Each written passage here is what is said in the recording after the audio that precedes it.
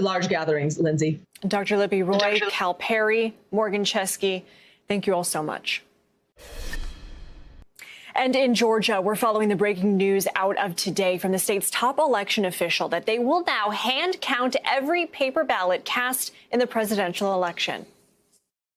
My office will continue to investigate each and every instance of illegal voting, double voting, felon voting, people voting out of state. If you report it, we will investigate it.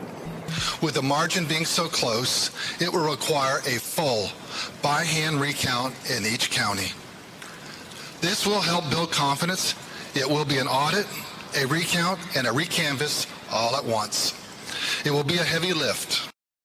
And for the latest on that announcement and the Trump campaign's response, NBC's Priscilla Thompson joins us from Atlanta. So, Priscilla, how much of a heavy lift is this? It's pretty significant. You heard him there say a recount, an audit, and a recanvass all at once. And we're talking about nearly 5 million votes that would need to be counted by hand. And the timing of this is what is so interesting to many people, because it comes less than 24 hours after the Trump campaign and the state GOP party sent a letter to the Secretary of State's office requesting that they do a recanvass by hand. And the Trump campaign held a press call just a little while ago and said that they see this as the Secretary of State honoring their request, and they are very happy. It's a good day for election integrity.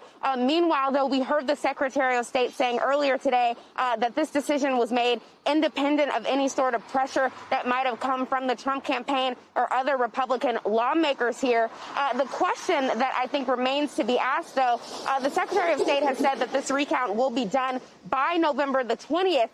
But after this, and after the state certifies these results, the Trump campaign could still request a recount. They can't actually make a formal request until after the state certifies those results. And so we weren't able to ask that question on the press call, but we've reached out to the Trump campaign to figure out if this recount yields the same result that we're seeing now with Joe Biden in the lead. Does the campaign intend to request another recount after the state certifies these results? Lindsay? And Priscilla, the Trump campaign reacted to the news saying, quote, "We are getting closer to our goal, the president winning these states and ultimately re-elected." So you mentioned the Georgia Secretary of State says that this decision to do a hand recount was made independently. But is there any kind of local reaction there suggesting otherwise? No local reaction that I've seen necessarily suggesting otherwise. But as you mentioned, the Trump campaign clearly sees this as a win in their column and a request that was honored based on what they were asking for. One thing that we've been doing is reaching out to county officials to say, what is this going to look like for you all? And lots of these election workers have been pulling a lot of long nights, long hours, just trying to get this initial vote count done, which was done by scanners in these machines. And now they're going to be asked to come back in to do this by hand count. And we're talking about 159 counties here. So it is a very big lift. And not only that, but they're going to be expected to do it in the next 9 days, just in time for November 20th, when that deadline is. And so the county officials here have told us, you know, we're hearing about this at the same time as you all are. We're still trying to figure out what this is going to look like. So certainly still a lot of questions here to be answered. But I will say that I spoke with a Republican GOP chairman earlier today before this decision was announced, and I asked him, you know, do you think a hand recount will change anything? And he says it might not. It might not change anything, but what it will do is give him more faith that there was a fair election that was held here, and it will help him to be able to live with the results. Lindsay? Okay. And Priscilla, talk to us about this Senate runoff. Obviously, those campaigns taking center stage right now. There's going to be a ton of power and money flooding into that state soon. What can you tell us about leading up to that? Yeah. Well, Lindsay, many of those folks are on the campaign trail today. Kelly Loeffler was campaigning with Marco Rubio and Senator Perdue's wife earlier in Cobb County.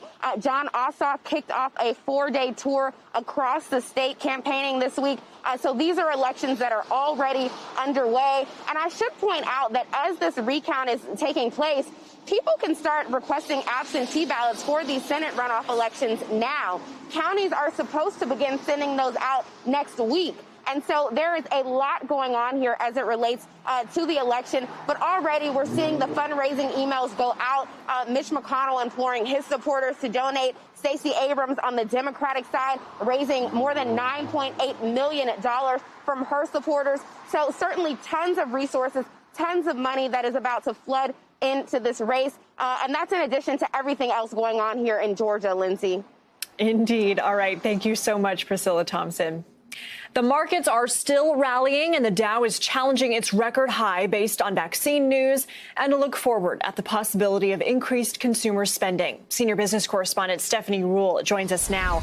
So, Stephanie, let's talk about how the market is reacting and positively when we have potentially such a difficult winter ahead.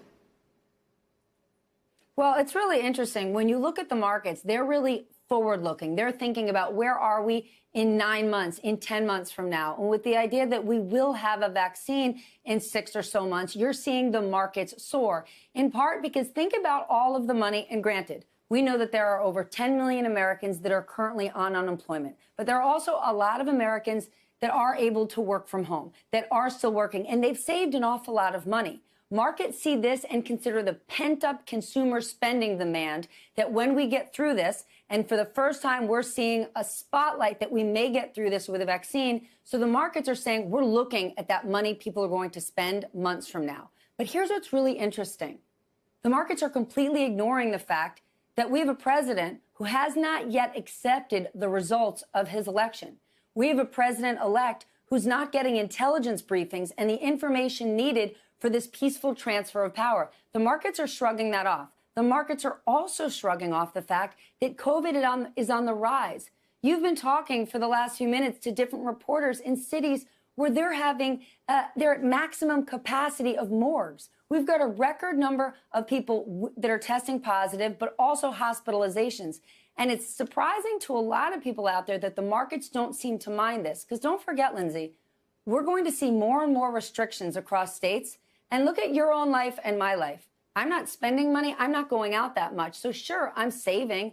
But think about all the local businesses that aren't getting our money. 2 weeks from now is Thanksgiving. I'm guessing in your hometown and mine, Thanksgiving weekend, the bars in our hometowns are usually packed with people seeing one another, as are the restaurants. They're not going to be getting any business. So while the markets are excited about where we could be 10 months from now, for the next 6 or 9 months,